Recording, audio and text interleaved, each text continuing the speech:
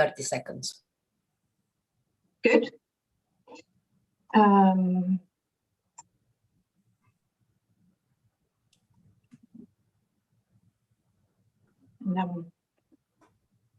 Let me know when we can start also when the recording started.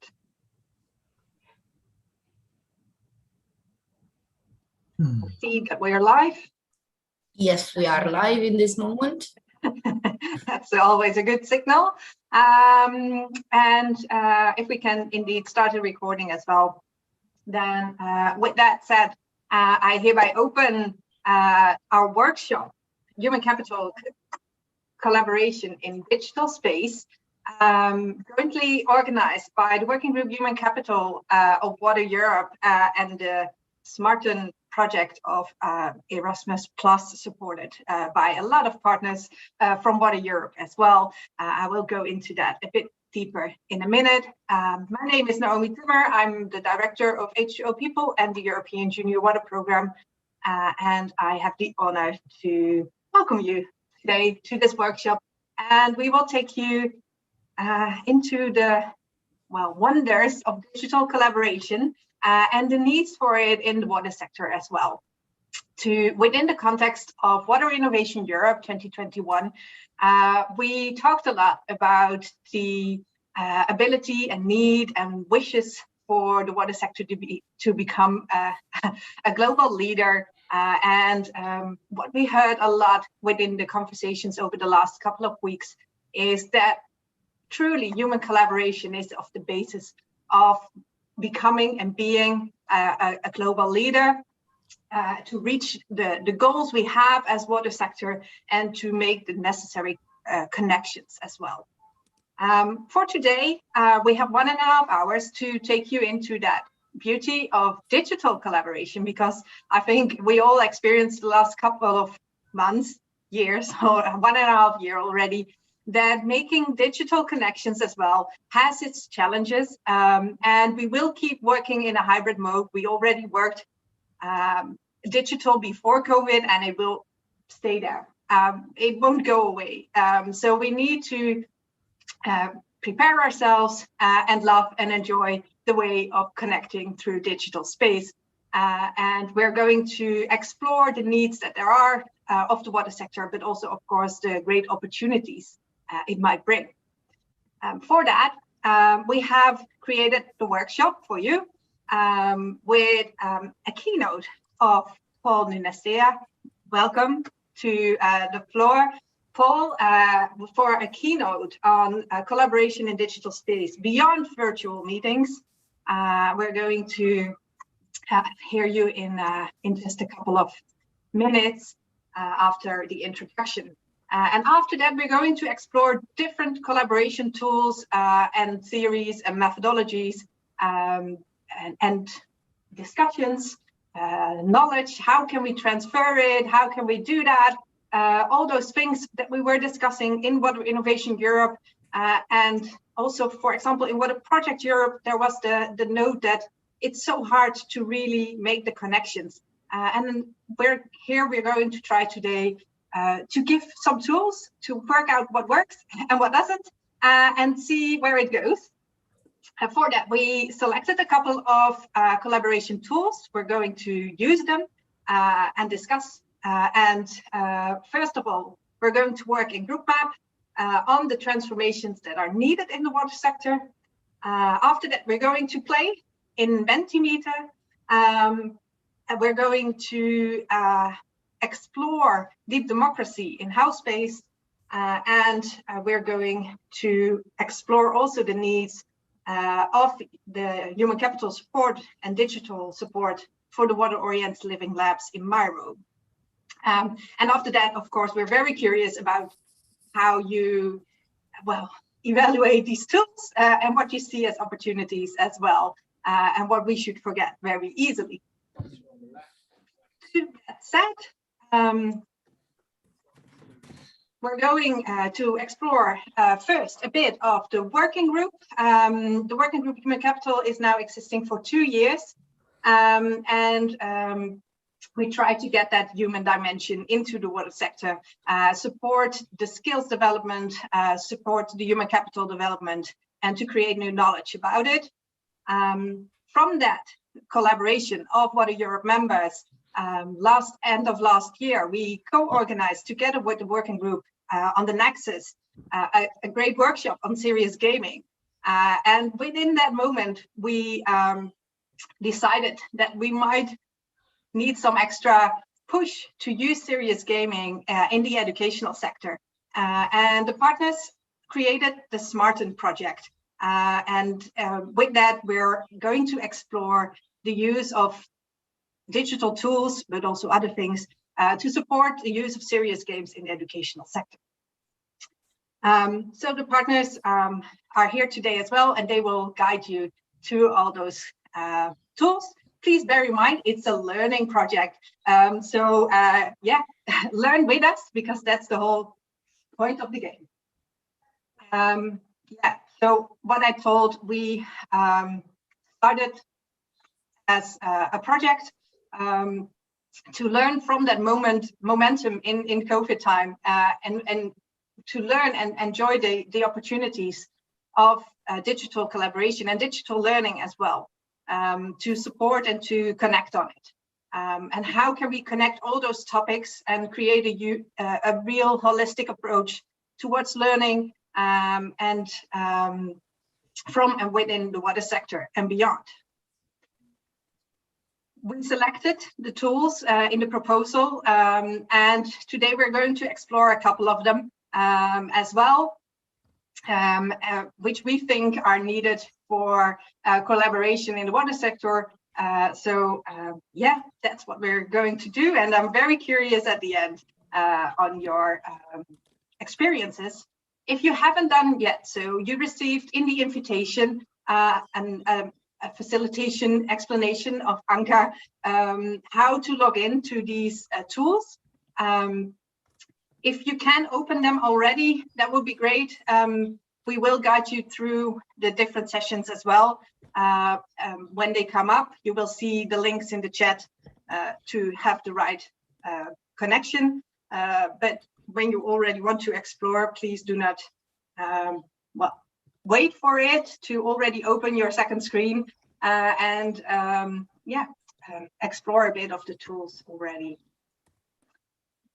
With that said, we're going to a check-in, a traditional thing of the working group Human Capital, to already have a bit of a clue who's in the room with us today.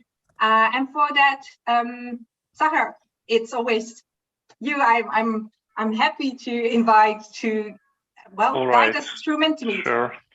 We'll do the digital check-in now. Naomi, can you stop sharing so I will share my screen?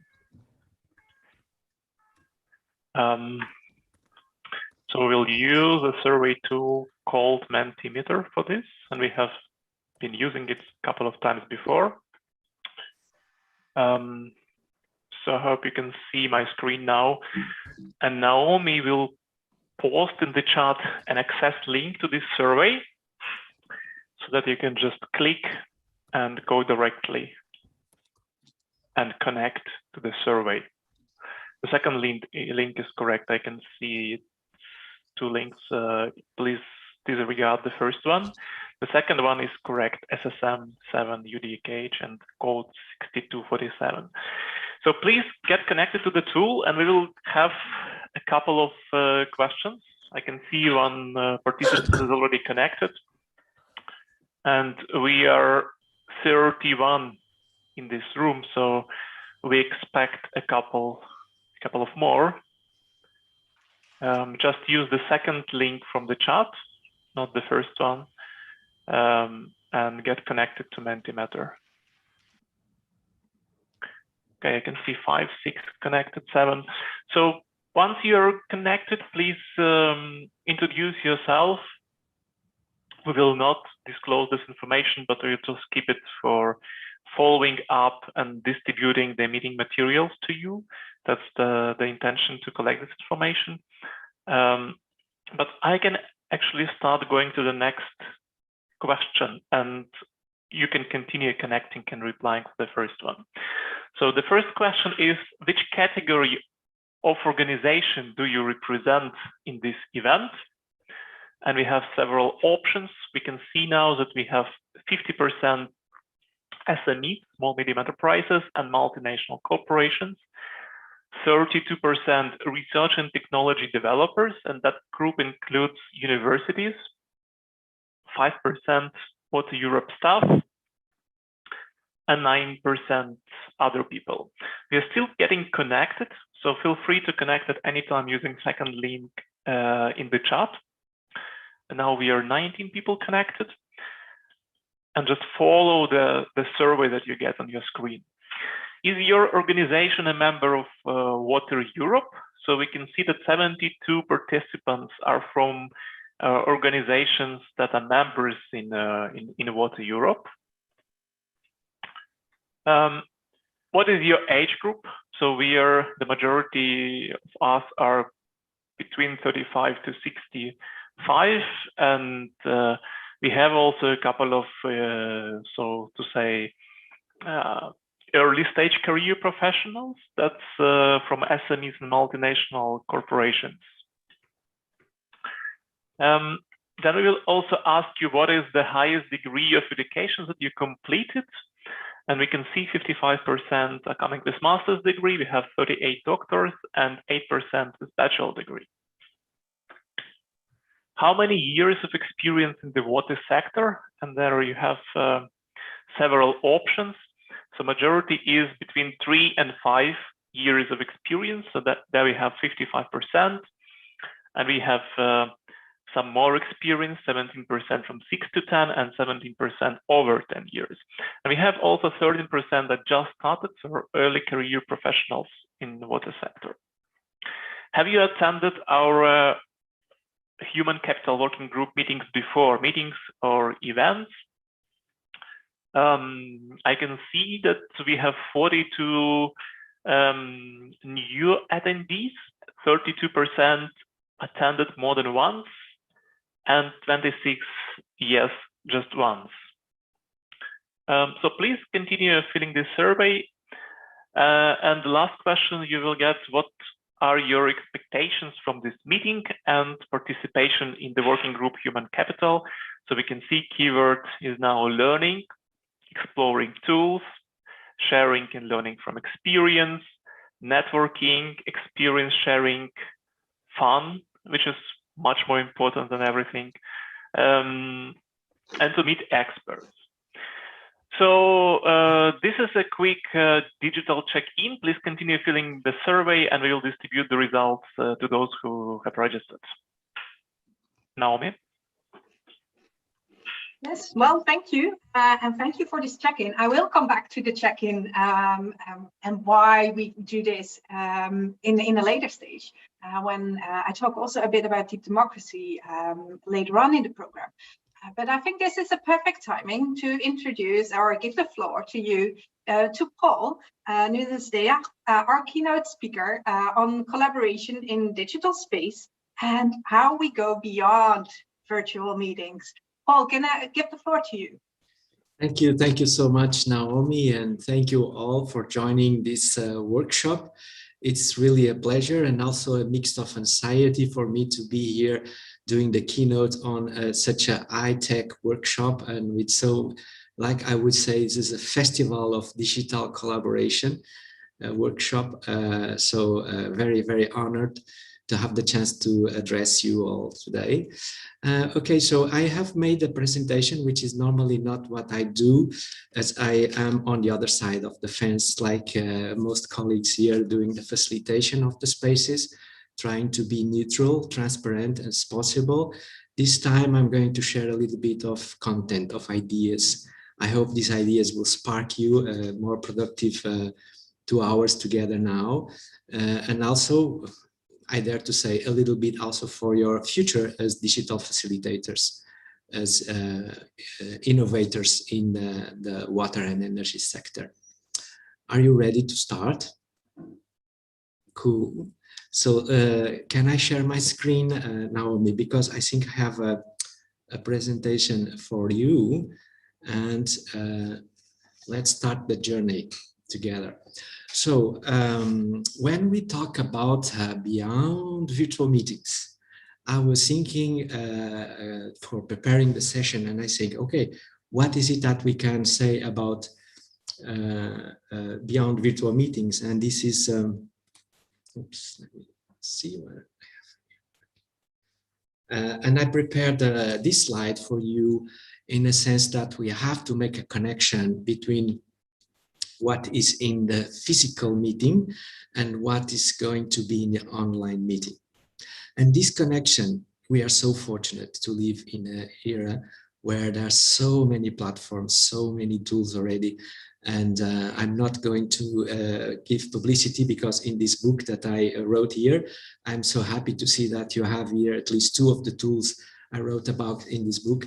But we have a number of platforms that try to mimic the experience of being together face-to-face virtually, right?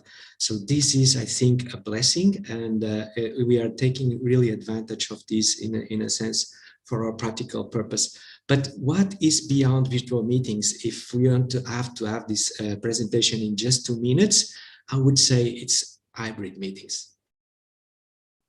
It's hybrid meetings. It's the challenge to combine the physical presence and this virtual online presence we are in today, and make this a more inclusive world.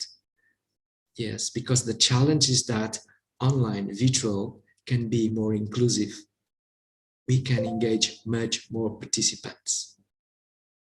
Yes, physical meetings are in fact a barrier for many people to attend. And I can share with you, if we have time, an anecdote from my own association, the International Association of Facilitators, where we have a huge physical summit prepared for the year of the COVID. And then the COVID fell on us. And then everybody was realizing that having people from all over the world to travel to an expensive city like Stockholm is a barrier.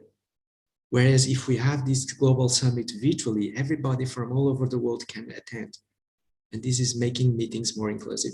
So, but this is not the scope of this presentation. I could say goodbye and it's over from these 2 slides only, but it's not the plan. So the plan for today is to do a little bit about collaboration. And this is something that I wrote in my previous books. I'm going to condense this in 2 minutes here, a big challenge. Then I'm going to drive you to a brain exercise. I hope you'll be ready for this in the morning. It's good to have a brain exercise. And then I'm going to talk about our worst enemy, and it's not the virus. And then one possible antidote. Okay. And finally, I'm going to invite you to do a circle and to wrap up and close. So the conclusions from my presentation will be driven by yourselves in this meeting, not by me. Is that okay? Ready to go? Okay, so let's move on. A little bit of collaboration stuff, right? Because from thinking and practicing for many, many years as a manager, as a facilitator, I'm now currently a certified professional facilitator, which is a title that I'm very proud of. But I will tell you in a minute that proud is not a good thing to do. But I think that there are 3 levels of engagement in terms of having collaboration. And the basic one is hosting effective meetings. We just had an example of how effective this ice-breaking activity was done with Mentimeter. Very professional, so smooth, because this is following a series of checklists and a little bit of practice. And everybody's very capable of hosting effective meetings, regardless of face-to-face or online. That's one. But then, of course, if you expand on your skills as a facilitator, and if you adopt the core competencies of the facilitator that we have in the IAF, the International Association of Facilitators website, you can go there and find the core competencies of facilitators. This is not unique core competencies, it's just a curated list of things that we in our association think that a professional facilitator has to do in order to be a professional facilitator. So it's a list of 6 core competencies. And if you apply them, of course, you then expand on becoming an effective meeting host, you become a group facilitator, right? But finally, I think there's a even a wider level. And this is perhaps the most important level, if most colleagues of mine will disagree, but I think it's even beyond group facilitation, is architecting collaboration. And the person that inspired me a lot for my books is David Strauss. He's an architect in profession. So you see, you guys in energy sector and in water sector, if you are engineers and architects, that's a lot to do with collaboration too, and especially in architecting collaboration. So what David proposes is 5 steps to design collaboration. So this is really important. We have to, first of all, involve the relevant stakeholders. And this is, for many people, it is so obvious that it shouldn't be in the list. But hang on, the rest of the world needs to be educated on these architecting collaboration principles. And to involve the relevant stakeholders is really critical. Then we need to design a process where the consensus is built phase by phase. So we cannot dare to go ahead without having consensus of the relevant stakeholders involved in the decision that we are going to affect or impact or make together, right? And then, of course, we need to design a process map. And this is where perhaps we need a little bit of expertise on how to design good process map for collaborations. You have to designate a process facilitator. This is sometimes most people do not understand there's a dimension of process that requires special attention. So how is the process of the group flowing? And this is the role of the process leader, which is, in other words, the group facilitator. It's nothing to do with the content, just with the process. And then finally, we have to have a way to capture the group memory. This is so critical because if we do not capture our outcomes as a group working together, then it's all a waste of time. So there are 2 aspects here where digital tools for collaboration can have an impactful role. It's in designing the process map and in harnessing the power of group memory. And I'm sure today you will experience these 2 aspects of what I'm proposing here in my opening keynotes. Okay, so enough of theory. I think I've talked, that's the only theory you're going to listen for today. Now we're going to go to the practice and to go to the brain exercise. I would like to have a little bit of a show of hands of how you're feeling right now. And if you're ready to go onto a brain exercise, perhaps you could put thumbs up if you're ready. It's going to be a little bit challenging, okay? And I hope you don't then throw me tomatoes in the end. So let's go. Let's start the brain exercise, and let me propose you the first exercise. So imagine that you're in front of this garbage can, and this is even a garbage container. And please close your eyes and start to think of one word that comes to your mind, but please don't type it right now on the Zoom chat until I say so, right? Think of one word that you immediately feel when you see this garbage container.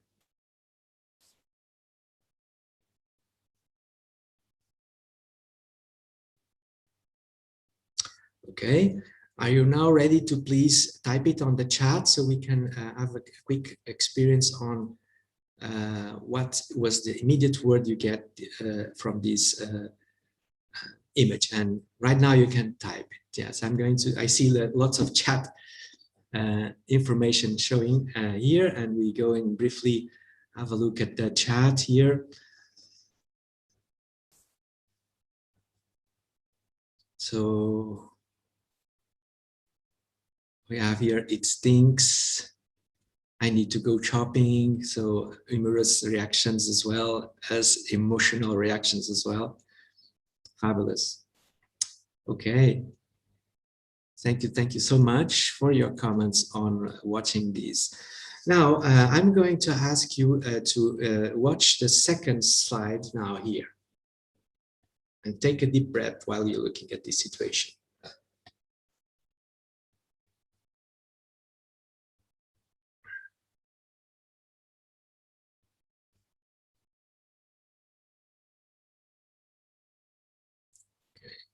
And now this is not no needing for any more additional comments anymore, because I think this image speaks for itself.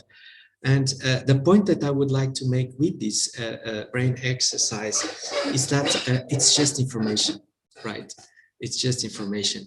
Our brain processes information like any other living creature. And guess what? My dog and my cat can go there also to find some food. They don't really care, right? It's for them, perhaps they're using their primal brains, not their rational brains. But that's the way nature equipped us. And except for the human beings is the only creature that operates the brain processes, with one exception that does not exist in any other intelligent living being. You know what it is? I will give you the expectation for just one second more, and I'll throw you to this one. So this is the cornerstone of my keynote presentation, right? I'm talking about here how the ego is taking control of our species. Yes, unfortunately, egos are really like a virus. They install themselves in this beautiful soil that is our rational brain, and then they can eventually take control of our behaviors. And they are a very, very nasty liability for effective human collaboration. And this is something that I'm sure you are all experiencing this every day. You face a challenge, a collaboration challenge, and you're facing the ego problems. And this is the good news I'm going to tell you, is that it's now possible to bypass these egoic judgments, and it's possible to gain self-awareness of our intersubject and transient reality, because we live in the world of impermanence. Nothing is static. And this is something that also 2,000 and 3,000 more years ago, also the ancient Greek philosophers and my favorite Lao Tzu, they also figured that out already.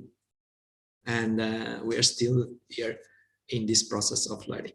Okay, so this is a nice sentence here. I would like us to read it carefully, and perhaps we can have a deep, deep breath and try to be in contact with our bodies right now, if you mind. Let's reading this and then having a deep, deep breath, and try to feel your bodily sensations for a minute.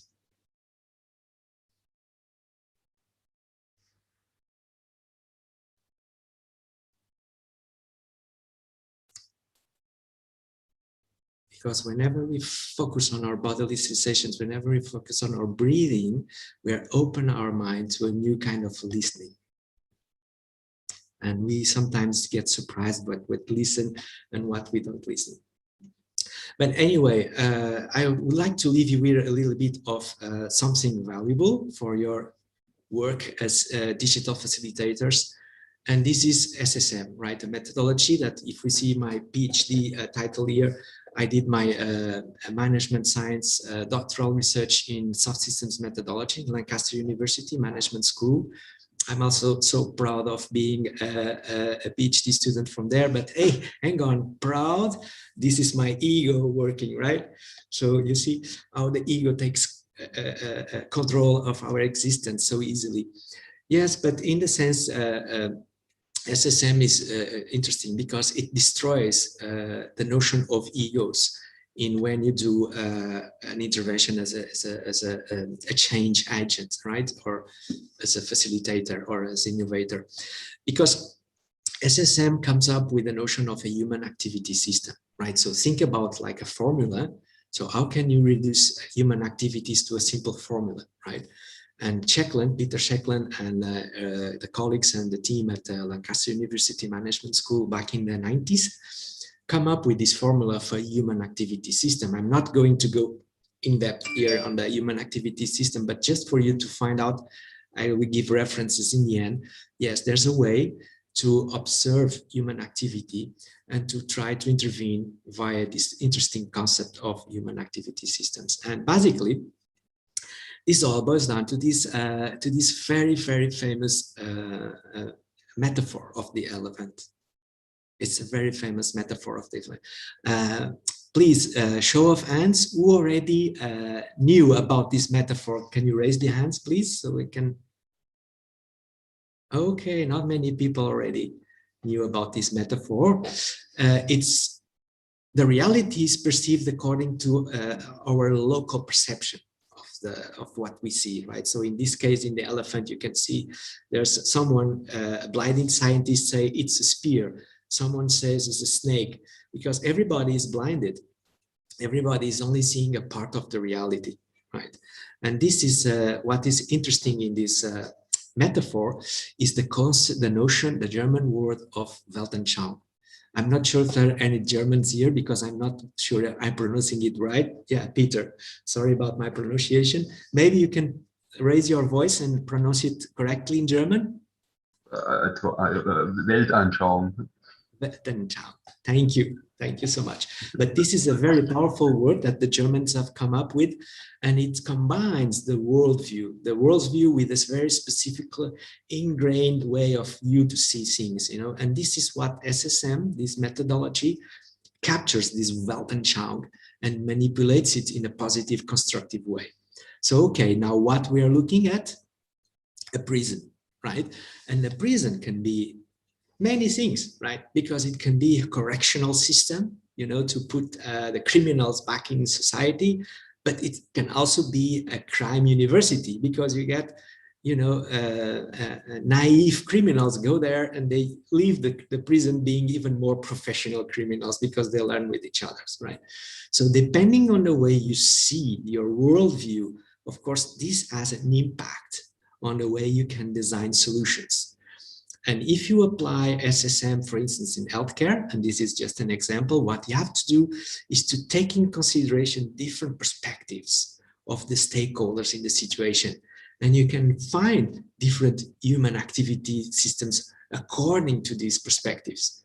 And by talking about them and by using these digital tools, it's very useful to create discussions on these digital tools about these different perspectives. Then you will progress on collaboration. Then you will get consensus step by step, right? So this is a recommendation for a resource I will give you in the end, SSM. And since I know that we are in the energy and water sector, there is already someone who used it, SSM, for the energy efficiency initiatives. Neves, Martins and Antunes, they are Portuguese researchers, and they have published these on the Journal of the Operational Research Society. So you can find an interesting article where they are using SSM to rethink the energy efficiency initiatives. Okay, now we are, Naomi told me I have 15 minutes. I'm not checking in my own time. Naomi, hope I'm not too late. But now it's time for you to get wrap up and connect all the dots. So the floor now is open to see how do we connect what I've been saying to collaboration in the digital space. And that's now over to you for a little bit of a discussion. Then I will put 2 slides concluding the session. Anyone?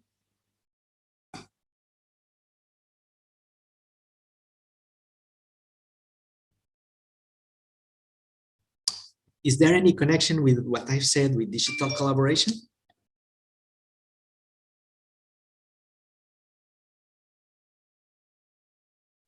I'm wondering who is going to talk first, men or women? It's going to be an old man. Hello. Richard, go ahead. Listen, no, I'm just wondering that I studied a lot of sociology when I was doing my degree, my master's and my PhD. I'm a political scientist.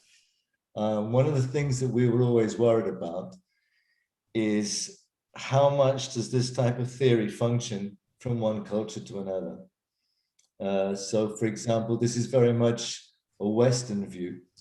But for example, if you're addressing people in South America, you get a different view. If you're addressing people from Africa, you get another view. And if you're addressing people from, for example, Southeast Asia or what have you, you get another view completely. If you were talking to people from Australia, you wouldn't get a view because they haven't got a brain cell between them. But apart from that, So how does it vary? I mean, for example, very, very simple things. You know very well that there are certain cultures where if you're smiling, what you're actually doing is you're being aggressive. Or for example, when you nod, very often you're saying no instead of yes, etc., etc., etc. And these are things that this comes into the question then of nature versus nurture. And nurture is usually described as the most important thing. That's why you can take two twins and get two different, completely different personalities if they've been educated in two different distinct ambiances, as it were. So how would you answer that? Okie doke. Thank you so much. I would like to hear a different voice now. Let's take gender turns, please. I would like a women voice now. Rasha, you're hesitating. Unmute yourself. Yeah, go ahead.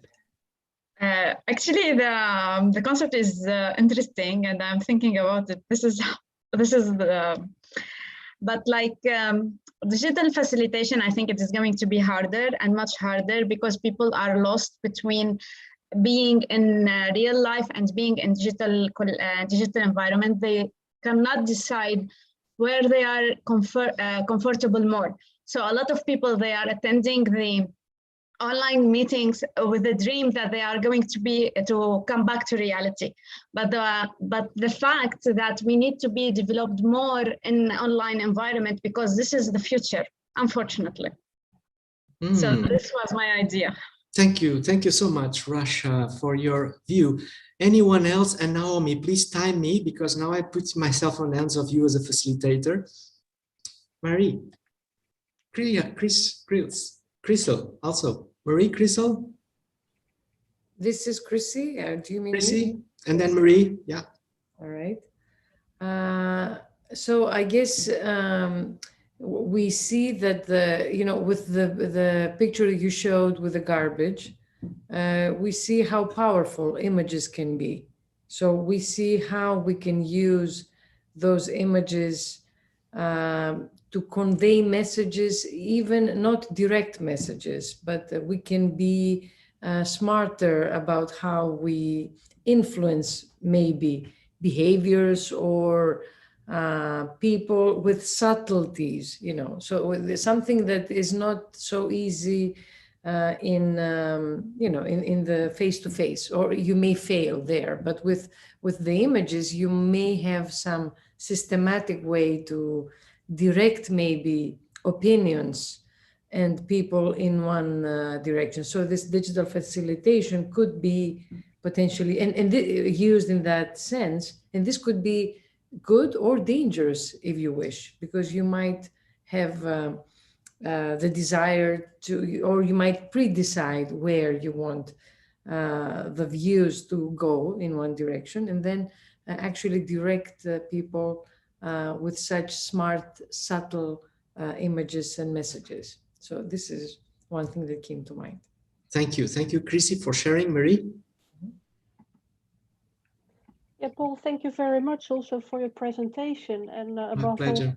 all, also the peaceful mind with which you seem to do this presentation. That really works very well on me, at least. And I like that because it's also about bringing the right atmosphere in a digital meeting like this. I have 2 points for discussion or maybe questions. First of all, I was wondering if you also had some ideas and thoughts and experience with hybrid meetings. So not only digital, not only physical, but a combination thereof. That's at least one of the challenges we face at my organization, and we have been facing over the past months. And another one is maybe building a little bit more on what Richard said, intercultural communications, but also how do you deal with differences in time perspectives digitally? And I don't mean that everybody is in a different time zone, but what I really like about meeting up digitally, that it is so easily done. It's also inclusive, you get researchers, water utility people, consultancies, tech developers, etc. And they all work with different time perspectives. Now, I noticed that in physical meetings, it is quite easy to talk about these differences in time perspectives, not in the meeting itself, but when you go for a coffee together or whatsoever. And I was wondering, maybe you have some tips and tricks and hints or thoughts about that too. Thank you. Naomi, Paul, timing? Yeah, I'm going to, if you can answer all these questions within a minute, that would be great. I will give you also the floor after we have been through. So maybe you can also pick them up to reflect at the end as well. Okay, so I have 1 minute to close this and then 2 minutes to close my presentation. Okay, Yeah. You're okay. Okay, so if we have 1 minute to hear, I just would like to say thank you to the ones who have participated and for raising these questions. I am not going to answer because we don't have time, but you have now the chance to further take these discussions on the workshop here. I don't want to disrupt timing here. And now back to my presentation, if it's okay, Naomi, to finish with the 2 slides that I have. So thank you so much, Richard, Rasha, Chrissy, and Marie for intervening in the circle. I'm so glad that you took the chance to share your voices also here with us. And this obviously concludes the wrap up. And we still leave here with some questions, but that's okay. It's not a problem. Questions are like the drivers for curiosity and for us to become self-perfect ourselves, right? So the start of the presentation was what's beyond virtual meetings. And this image is for me quite powerful, right? I'm not sure if you have seen this movie. It's from the 2021 A Space Odyssey. And it represents the clash of the latest technology and our ancestors. You know, they are together in the same moment by the director of this incredible movie of 2001, Space Odyssey. And perhaps the answer to this question is a tentative answer is really this one, right? It's the human capacity to transcend the affordance of the physical presence, and then design collaborations that are even more inclusive than any face-to-face synchronous gathering. So this is the proposition for our challenge as digital facilitators. I hope you enjoyed this presentation, and I hope that you will be staying in touch, not just for during this session. I will be here till the end, and of course, afterwards, you're happy to connect with you all and LinkedIn, all interested in pursuing these conversations. Thank you so much. Thank you so much, Paul. Yeah, great that you can stay with us. And we are looking forward also to your experience joining us as well. With that said, I would like to give the floor to Sahar, and I will share my screen, and you can, I see some applause for you, Paul, so please do take it into consideration. Sahar, the word is to you. All right, thanks, Naomi. So now we are going back to water after all this high thoughts and helicopter views and human psychology and meetings. We'll go back to the water sector, and we have 20 minutes for this session. We will use 5 minutes for a short introduction about transformations that we see in the Human Capital Working Group are needed in the water sector. Then we will have 10 minutes for brainstorm in 4 breakout rooms. So Russia will break out us into 4 rooms, and there will be 4 facilitators this brainstorming, and then we'll have quick debriefing and voting for the results. So if you go to the next slide, Naomi. That's about human capital. So it's about our focus in this working group. So human capital, the keyword is humans. But what we actually focus here, we are focusing on knowledge, skill, competencies, and other social and healthy personality qualities of humans. But even more, next, Naomi. we look at interaction between human and organizations involved in the water sector. And in this process, we work to build our well-being. And what is well-being? It is a balance between these two axes, which are shown in the figure, between employment engagement, work-life balance, employee experience, and human experience. So at next step, we are talking in this group about development of these qualities, knowledge, skills, and competences to achieve the level of human experience working in this sector. So if you now take a lens, and at the next slide, we look at skills and the trends which we see with skills in the water sector. As in other sectors, we see that skilled labor is now prevailing over unskilled labor. So automation in the water sector increases and unskilled labor is being released. And this unskilled labor actually can become skilled labor through training. So therefore, in this working group, we look closely to different reskilling programs. Then innovations are coming to water sector. New equipment and materials, they appear on the market in the industry, and that's why we also look at lifelong learning programs and training for professionals. From the other hand, we see also release of labor from other sectors. For example, here in Norway, we have seen a wave of labor release from oil and gas sector, and that was the time when the number of water students increased at our university. So that's why we're also looking for opportunities coming with sectoral talent attraction and raising water sector attractiveness to such professionals. And the next slide, we take a lens on knowledge and new specializations that are appearing in the industry, and those are digital water and sanitation services, cities of the future, basins of the future. And that gives us a need for update of the knowledge base in study programs in higher education, in the universities, in research, and for the universities also connecting learning with practice.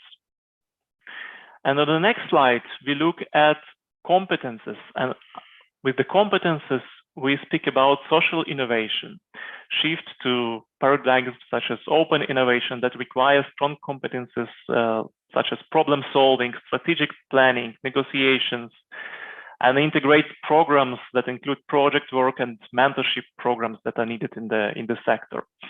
And then the last slide in this part, it's about leadership.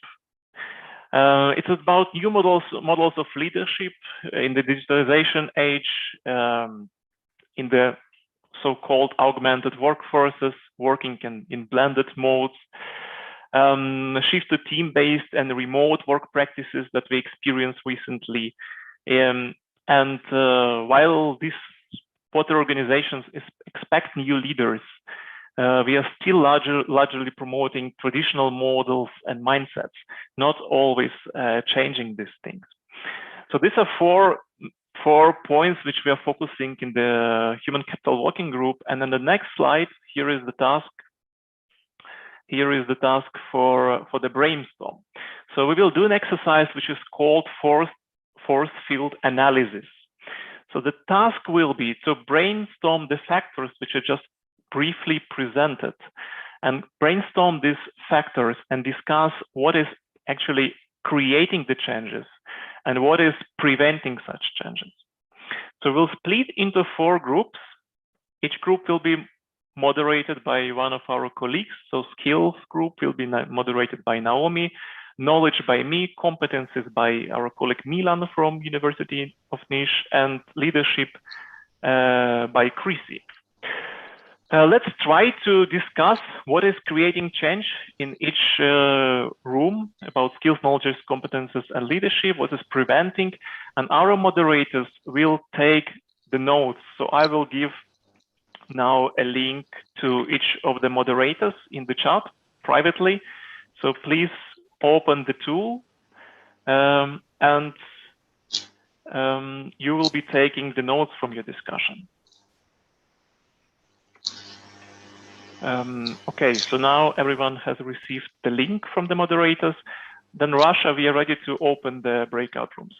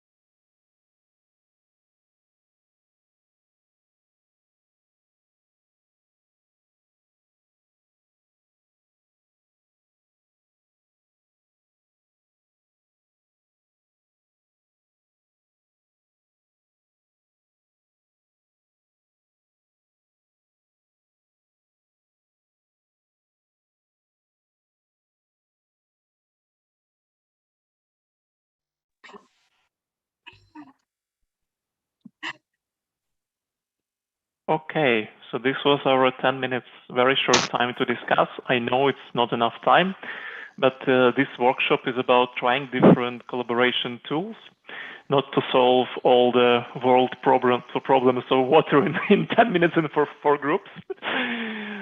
We, of course, did an attempt and tried our best. So now I would like to hear a very short summaries from each breakout room. And I need this time because I will be in background, I will be doing grouping of results.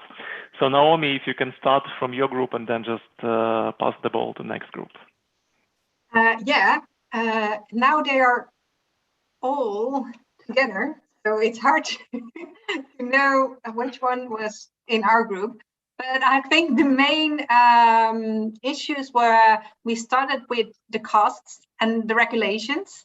If we think about the costs, they were seen as holding us back. The regulations were in both, so they can be a driving force to change, but also holding us back as well. Also, we were discussing the technological solutions that can drive the change, but also the limited that people work in already existing ways and their lack of willingness to change, and holding back. If you already made a huge change, you don't want to make the next one, so it's holding you back a bit, or that solutions are being made in a very isolated silo of the water sector, and it's not known by anyone else. If I misrepresented anything or missed out on a very urgent matter, I would invite the rest of the team. Yeah. All right. And then maybe we can proceed to Chrissy, for example. Okay, so we spoke about leadership. So in terms of leadership, what would be the driving forces and restraining factors? We agreed with, I mean, most of them were personal qualities and the way we relate with others. So on the negative side, there was a lot about ego. This also connected with what Paul was saying before. I think there was a lot about, what could hinder good leadership would be lack of confidence. It would be personal ambition. It would be feeling threatened by your co-workers. It would be arrogance, even though arrogance sometimes might work, to your advantage if it's handled up to a good level. And then and we had examples of leaders that were I'm not going to say names, but leaders that lack confidence, and as a result, they would try to find and locate their collaborators as people with lower qualities because they are threatened by, and they don't want to appear, either dumb or not so capable. And then, of course, on the positive side, it would be positive reinforcement. It would be empathy. It would be embracing the differences, tolerating others. Again, being positive towards others, collaborating, speaking, working hard. These are what I can remember off the top of my head, but a lot of very, very nice discussion on the subject of leadership, and not much disagreement. We all agreed. Yeah, thanks for this summary. It looks like you really used this 10 minutes very efficiently. And Milan, concluding remarks from you. Thank you. I was part of a very good group of people. Some of them are from private sector in water sector, and our topic is related to competencies in this sector, driving forces and some restraining forces. As a positive, we say that we should share innovative solutions, and also we should promote opportunities to young people and how to strengthen their competencies in this field. Also, we should share our experience and knowledge. As a negative part of this talk is a lack of coordination, and also they said traditional maybe leadership in their private companies, and companies should involve new solutions and innovations. Thank you. Okay. Thank you very much. Thank you very much, Milan. So the last part of the exercise, which we will be doing while the next speaker will be presenting, you will be able to vote all the inputs. So now you see the map of all the ideas collected from all 4 groups. So now I will share a link in the chat, and every participant in this meeting, you can connect to the tool, and you can, each of you will have 5 votes. So you can allocate your 5 votes to the most important driving forces or most restraining forces that were brainstormed in the session before. You can allocate all 5 your votes to one idea, or you can split your 5 votes, allocate 2 to one idea, 1 to another idea, and so on. So please do your voting and help us to prioritize ideas. I will show you the final map after the next presentation. And then the next presentation, Naomi, you're taking the screen. So have you sent us the link? Is this the last link that we have? Yeah, it's the link in the chat now to everyone. Okay. Again, we sign in. Yeah, you sign in and you just vote for all the ideas. All right.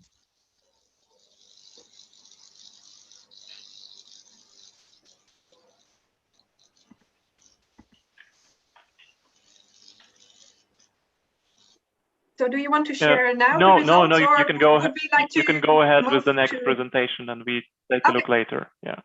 Perfect. With that said, we started this whole event talking about serious games. So we also like to have a bit of fun and to test our knowledge a bit. And for that, Chrissy, are you already ready to start playing with water? Yes, I was just voting now. So just give me 1 second to vote. Okay, so I think I'm done. Okay, so then do we submit, or it's already submitted, right? It's automatically submitted. All right, very good. Okay, so are we doing the quiz now, right? All right, very good. So what is it that we are doing here? We have put together a quiz with using Mentimeter. So there will be a series of questions, and you all will be asked to vote, and then we will discuss. Now, why do we do this? We wanted to explore and show you, maybe prove to you that you don't know so well the water sector, that there are some hidden things, or some, I don't know, misconceptions, or some things that are not so obvious, that come through further analysis. And this one might have a bit of a nexus perspective. So if you see water in isolation, you might be thinking one way, but if you start thinking of how water relates with all these other sectors, for example, how it relates to energy, how it relates to greenhouse gas emissions, sometimes a cascading effect. So maybe it relates to energy, and then energy relates to greenhouse gas emissions, and then that may change climate change, and we go back all over and have these loops and these cause effects. So trying to explore this through a little bit of a gaming action is what we are doing. Okay, So I will, there is 10, if I'm not mistaken, 10 different questions, and just vote. So let me open my Mentimeter, which should be here. Okay, yes. Okay, so. Do we also need a link to vote, Chrissy, or? Well, let me see. Do we say Mentimeter, right? No, you need to share screen. Yeah, but what do they write? Mentimeter.com, right? Menti.com. Menti.com. Menti.com, yeah. See, I'm not so. Nico, what do they write? Menti.com. Okay, menti.com. So just give me a minute to share. I think this is what I want to share. Come on. All right. So is that what do I do? Yeah. So I don't know that. This is it. Click there. Open this and start the presentation.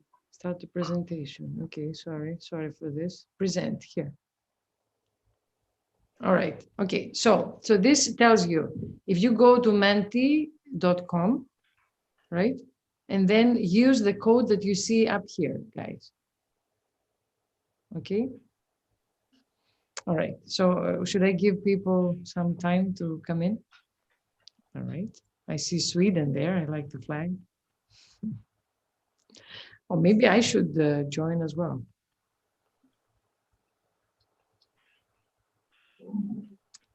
And maybe through okay, Menti. Just giving people a minute to join. I'm a donut. First time in my life. What? I'm a donut. First time in my life. It's fun to see what what Mentimeter assigns for us. I'm not sure what I am. The magic change of human capital. Yes. All right. So should we let people join a little more? Yeah, just allow a little more. I have 17. How many people are in the group? 27. Okay, so just a little bit. So menti.com. There, we can see more people coming. Menti.com, and you just enter the code 27959072. 18. Okay, should I start, guys? What do you think? I start. Okay, so yeah, people are joining.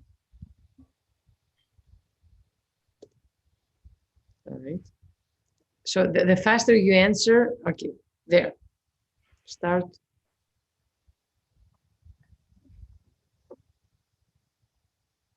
You have 30 seconds to answer, and if you answer faster, you get more points.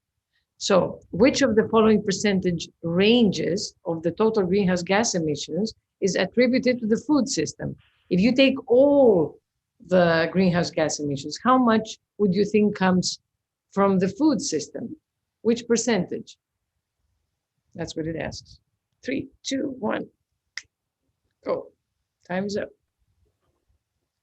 All right, so we see, okay, so people, you know, were really thought that I think they picked the highest, 39 to 43%, which is already huge. If you think that the food system is not the one that we expect the energy sector to actually give you the most greenhouse gas emissions. But if we think of the, you know, of the food system, the agriculture, and then the animals, then food processing, then transport, you know, the footprint of the consumption, of production, of transport, all this, if you put it together, it involves already some energy, of course.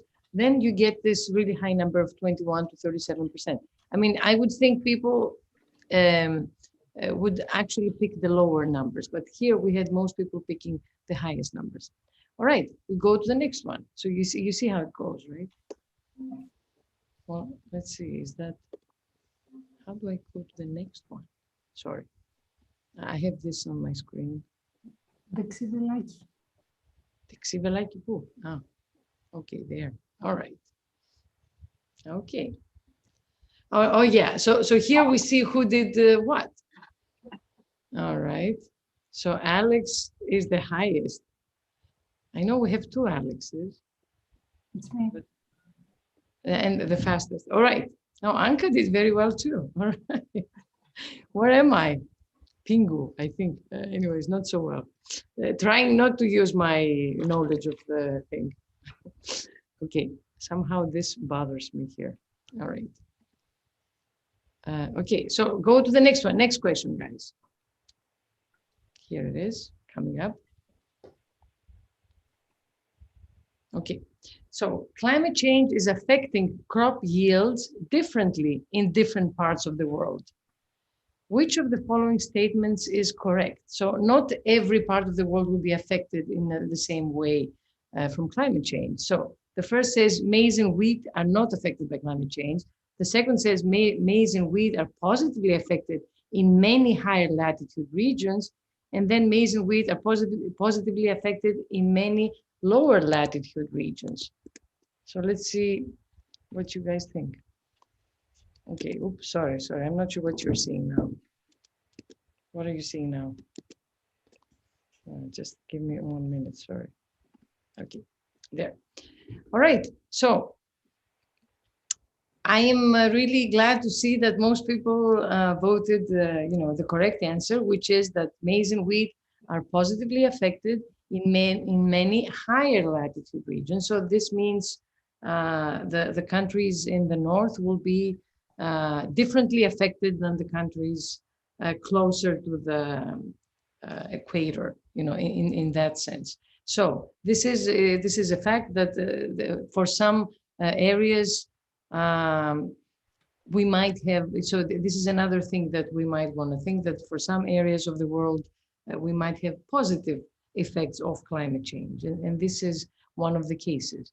Well, we have a very highly educated audience, so I'm very glad we did this. So let's see who answered fast enough, because also fast plays a role. Wow. Okay, so it adds Peter. Peter is in the lead with the rowing boat. I like that. Very good. Good job. Good job, Peter. Very good. Okay, go to the third question. All right. So, too hot? According to FAO, trees can help cool the air temperature by 8 degrees Celsius, reducing air conditioning needs by how much? So this has to do with how trees work to cool the air. So let's see what you would pick.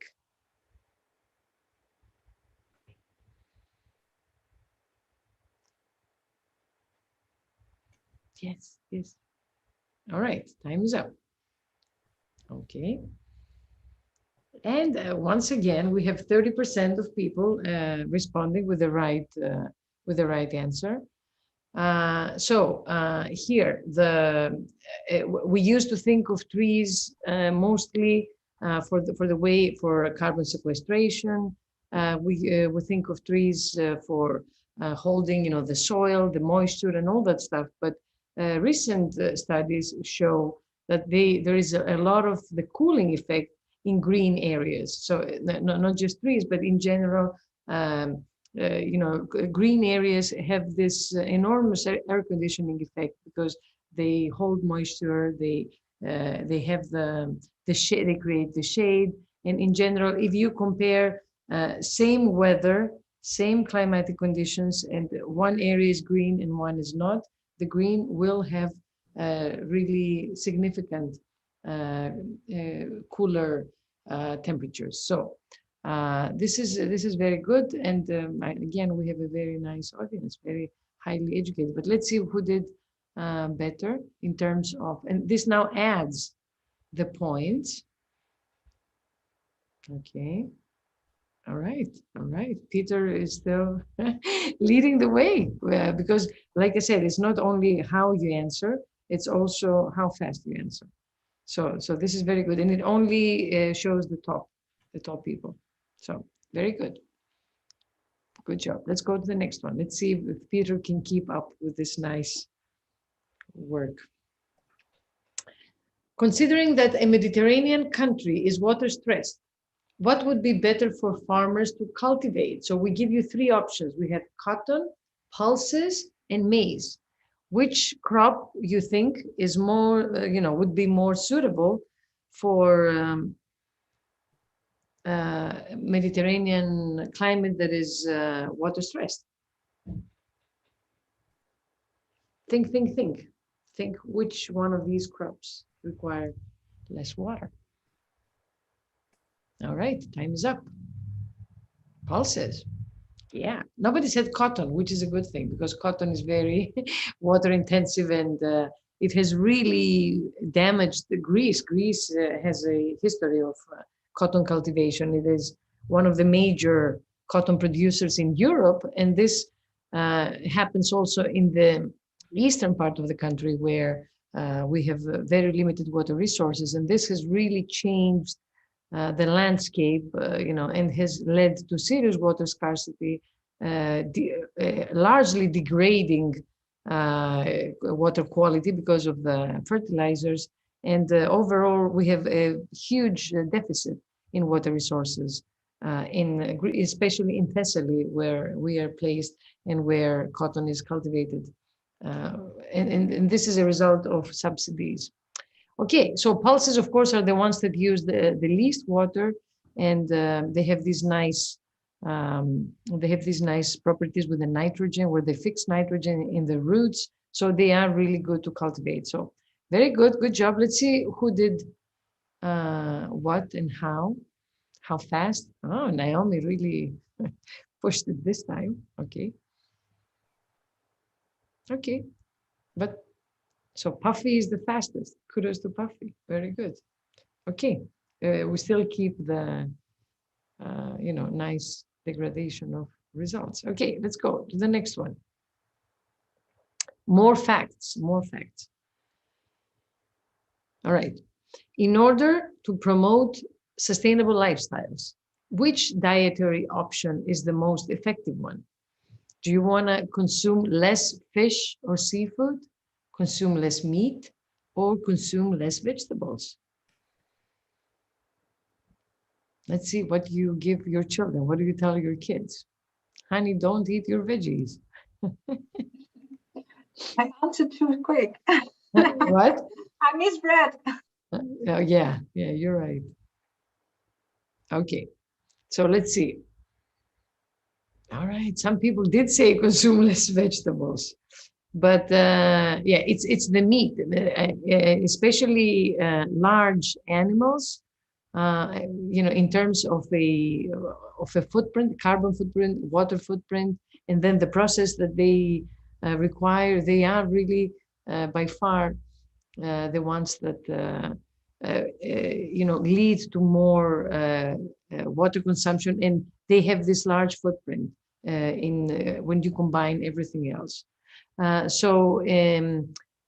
see that there is a lot of potential to limit our emissions if we change the diet in a less, we can make everybody, vegan or vegetarian, but if we switch to more plant protein, we see that this will not only be very good for our health, but it will also be very good for the planet. So, Pretty, how many questions do we still have? Since we have 5 minutes left on the clock for this session. I'm not for sure this which session one. In general. I'm not sure which one we're at now, but we will. We can keep the session longer because we don't have others. Naomi will be happy. We don't have other sessions, so. Well, technically that's great, Anka. I hope to helped to hear that, but also for all the other people, I hope you don't mind if we exceed a bit of the time I'm going to go fast here. So, which irrigation system is better for farmers to use in order to combine low cost and water savings? So, if you are a farmer, which one of these do you want to use?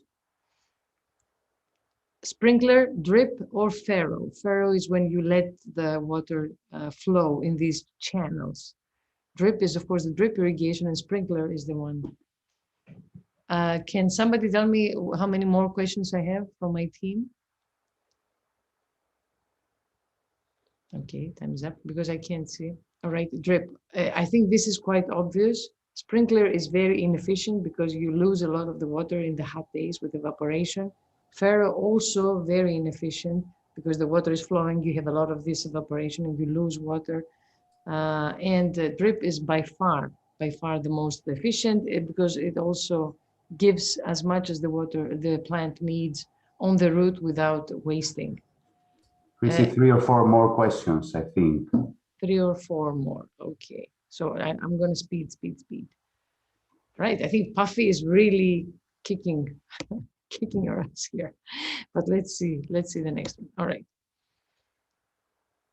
So, oh, what did I do now? Oh, okay. Sorry. I had to do this here. Sorry. Okay. Now, which economic sector contributes more to greenhouse gas emissions after electricity and heat production? So electricity, heat production, and then which one? Transportation, industry, agriculture, forestry, and other land use, or buildings? Which one do you think contributes more to greenhouse gas emissions? And we allow 30 seconds for this because I thought, okay, everyone has voted. All right. So it is agriculture, forestry, and other land use. So this is also one of those facts that are not very obvious. I would say transportation as well, but agriculture has those emissions with the animals that are, kind of hidden and not so obvious. So, all right, we see it's changing, huh? Yeah, cake now. Cake is the fastest. Is it better be fast because we have 5 more questions? Is it 5? Okay, I'll make it very fast. In drylands, trees can add more water to the soil than they consume. True or false? Vote, guys. If everyone votes, then we move ahead. So can trees add more water to the soil than they consume? Yeah, trees are good in general. Yes. All right. Yeah, true. Yeah, very true. I think, yes, indeed, trees add more soil to the water than they consume because of how the rooting system works. And they are really, very, very good for the soil. All right, we have cake in the front. Very good. Let's move. All correct answers give max points. All right. So water plays a key role in energy production. For what? For industrial cooling, for hydroelectric plants, for energy crops, or for all of the above. So this is how water and energy are linked. How is water linked? With industrial cooling, with hydroelectric plants, with energy crops. I think this is easy. Everybody should get this. Let's see how we do.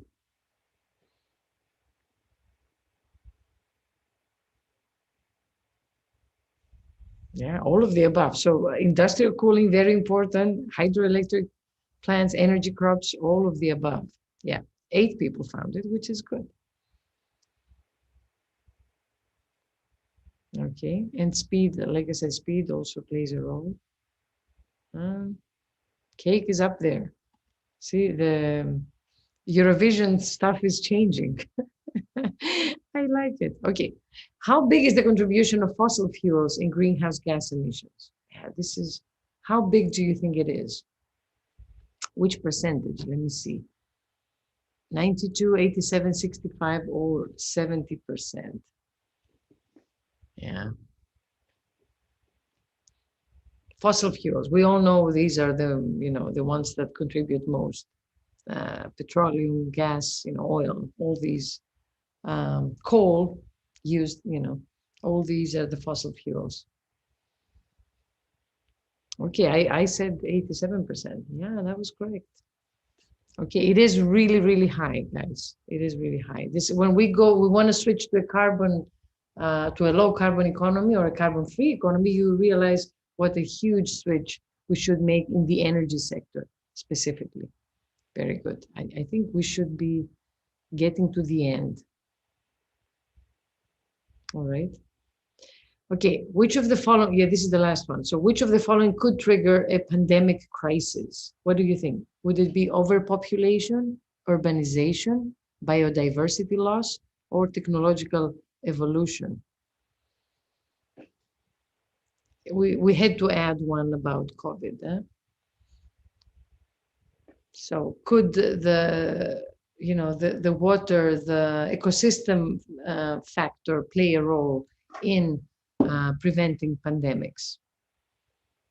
Let's see how people did here. Yeah, I said biodiversity loss. So opening up the the area of our ecosystems that should be kept secluded and not so much in contact with the human beings is the one reason why we would not have these exotic new bacteria come in our lives and viruses. So biodiversity loss, which comes with cutting the trees and with intervening into nature that we shouldn't be doing it, that's where we can cause that. But let me go, because in the interest of saving time, let's see, and this should be the last one. So let's see who won. It is Cake who won. Oh, yeah. I don't know who Cake is. Hello, Who is it? it's me. It's you. And why do they call you Cake? I have no idea. Because I'm just so sweet. Is this Mentimeter or is it you picking Cake? No, that was meant to meet them. Congratulations to Richard. Congratulations. It's not a fair, competition when you have Yes, it is. smart people like you. That's what I wanted to. It's That's what I definitely meant. not fair, Richard, since I became second. So I don't. Okay. Sorry. I keep rushing. But for the sake of time, and since we're already running late, my proposition is to leave the final bit about the brainstorm of the water-oriented living labs. You already received the login for the Miro board, so I'm happy to invite you to offline in your own time, share your thoughts as much as possible. But what I do want is a very quick run through with you through the next session, and that's on house space, because I would like you to log in, and I already see some of you did, because we can see the community that is created there. And it's a collaboration tool that is accessible for the next day for us. No, this is not the right one. Stop share. And I had to pick the neighbor. Yes. When correct, you're now seeing the online tool of house space. And if you go to your second screen, you can see your own. What it is you see, and I will push you as a participant, because that's much nicer, because otherwise I can also give you the tricks of how to develop it, but I won't do that. It is a digital tool which you can facilitate your sessions prior to the event, but also after the event, and keep collaborating. It's also supported by artificial intelligence tools, such as directly creating responses in word clouds, but also feelings of chats, if they're positive or negatively on certain sessions. So they create a huge possibility to engage and create in a hybrid setting as well, if you want to keep connecting your community in a learning settings. It also gives for the educational system the opportunity to create certificates if you do everything, to launch certain types within a certain time frame to create the right input. You can also call up on those people that didn't participate in your chat yet to please contribute to it as well and share your voice. And that's also why I wanted to share with you this tool, because I wanted to share with you today something about deep democracy. I already see some voting getting in on house space, and most of you have heard from it, but never worked with it. So it's time to explore a bit. You do have time for the next day to explore by yourself, because that's the beauty of HowSpace as well. You can set it as completely online learning tool, because it's also creating the possibilities to add movies, to add playlists and everything to this setting. I added here 2 introduction movies, which I would invite you to have a look into later on HowSpace and on Deep Democracy itself. To get back to that tool of Deep Democracy, I created a mini workshop on Deep Democracy. And Deep Democracy, Richard, you might like it. It's a tool or methodology that is created by Myrna Lewis in South Africa. So it's not a direct Western viewpoint. And that's also the point of what they want to create with Deep Democracy is a tool to really connect with the minority voice and to give everyone a voice into the process and to really make sure everyone is being heard. And it has to do with a lot of talking and talk again and share expressions. So yes, it does take time. And I wanted a quick session with you about collaboration pains. And if we talk and also evaluated the projects on What a Project Europe last week, I think one of those issues with citizen participation, for example, and why it is so difficult is to deal with one of these pains. So looking into the pains we have in collaboration might also give a possibility and a great way to find out why we're not that good in creating the connection with those who we would like to create a connection with. So it is a tool to support decision making, and it is a facilitated tool. You can also, if you go deeper into the methodology, it can also deal with conflict resolution as well. And Myrna Lewis, in the TED Talk I posted on HowSpace, she also tells a bit about that. So if we go next, you can see that we wanted to explore a bit of the collaboration pains in this session, but due to time, I just want to share with you the exercise and just do it once and not all over the time. To explore what it is, because it has to deal with that everyone speaks up.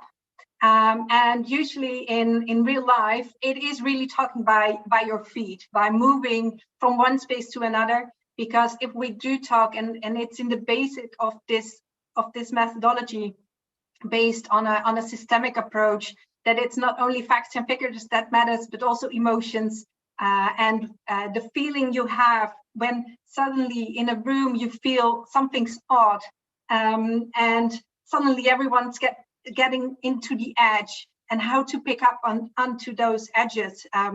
And that can be everyone starts to laugh, feel unease, everyone drops everything because suddenly, well, some sort of magic happens in collaboration and in connecting with each other. To combine those elements, that's the heart of this theory.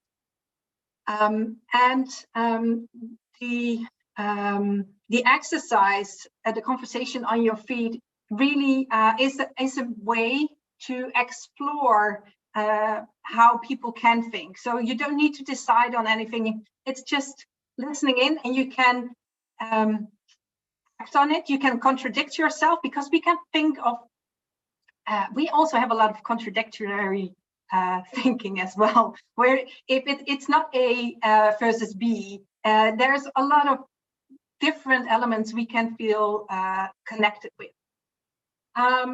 So within these collaboration pains, I just wanted to pose something, and you can, I made a very short poll, which can be shared each time. So I want to share how can you do this walking on your feet, clicking with your mouse kind of exercise with you. So if you can go to this screen, you can see the question, do you recognize yourself? And maybe I can pose the first, no, I want to ask one of you to, Paul, maybe you can answer or make a statement. What is the biggest collaboration pain we are dealing with at the moment? Well, Naomi, you want me to type it there or voice it here? No, just voice it, yes. Yes, I think that what I tried to convey in my presentation, in the end, if we take the perspective that the ego is probably the worst liability we have for collaboration, right?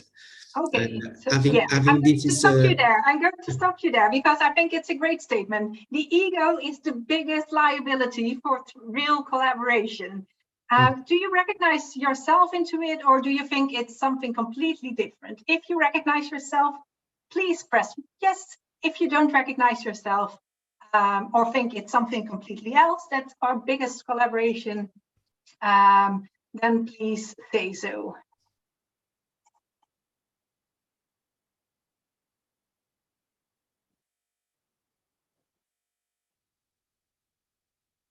You can all, we have now 4 votes. We're still with 18 people, so we can have a bit more votes on this.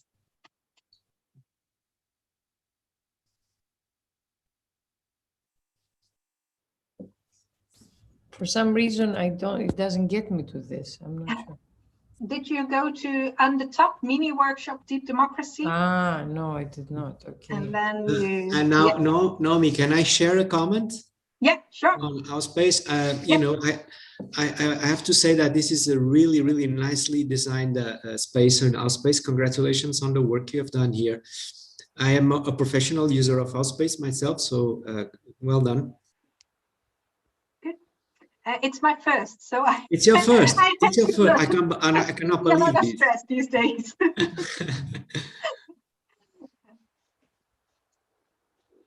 Okay, I see everyone's agreeing till now. I would like to invite someone that thinks something differently, because we want to express also the minority voice. Who thinks something differently? I'm a minority. Good, Alice. Pierre, what is your statement? What do you think is the biggest collaboration pain? I think it is lack of alignment between either organizations or individuals' kind of goals and objectives for the actual collaboration. True. Good. So who recognizes this? And you don't need, it's not one or the other. Who recognizes itself in Alice's statement, and who doesn't? You can just resubmit your answer and we can just do it all again.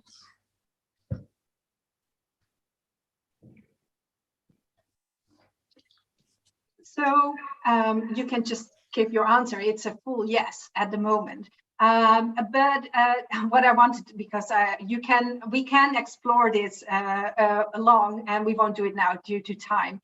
But this is a way to explore the field of what the people in the group are thinking of certain topics for agenda setting, for when it comes unease, when things are going really tough. Be sure as well, it's the facilitation as well, always check in and check out before. So that is important to make everyone's connection. And it's always looking into the alternative voice in this methodology. So on top of the page of this mini workshop, you find the picture of Harry, and Harry is the bird that looks down, and it urges you to not just think, hey, that's a very strange bird and he doesn't know what we know, but to check in with him, like, what is it that you see when you hang upside down? And is there a possibility for us to also do that? So to keep open-minded.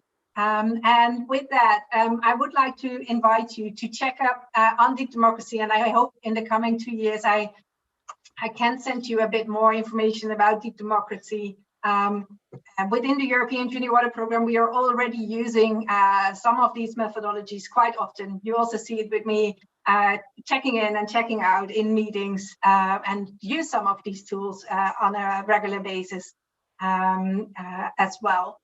And with that said, I would like to invite you to the next page. It's evaluation on the collaboration in digital space. You can fill it in also after the session, but you can already start filling it in right now. And it's an evaluation just to check what you thought of all the different tools and methodologies heard today. And with that said, I would like to ask you, Paul, to give just an oral, because then we can invite all the others to do it online, but give a bit of an oral evaluation as well, but also maybe suggestion, how can we, and that's reflecting back onto the questions that are raised, how can we even improve to become that global water leaders in using digital collaboration as well? Thank you.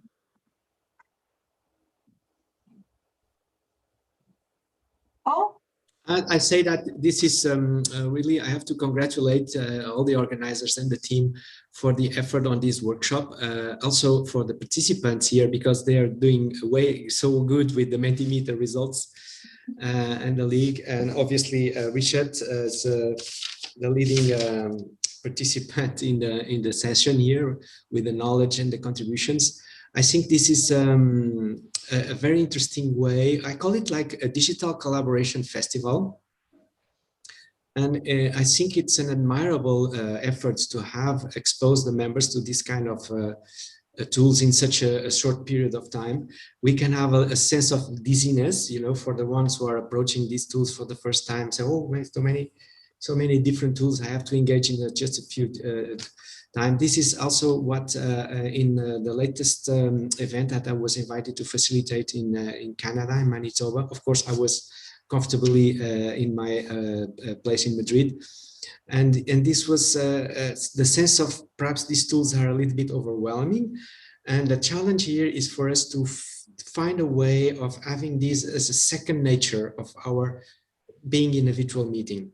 Right now, I have this feeling, but perhaps in myself, when I use Mentimeter, I would like to have Mentimeter ice-breaking activities like we've seen here as a standard by default activity in all virtual meetings in the world. Because this is definitely the challenge, is how can we be more connected and more human in a virtual environment? And I think you've made here an important step toward that goal. Thank you very much.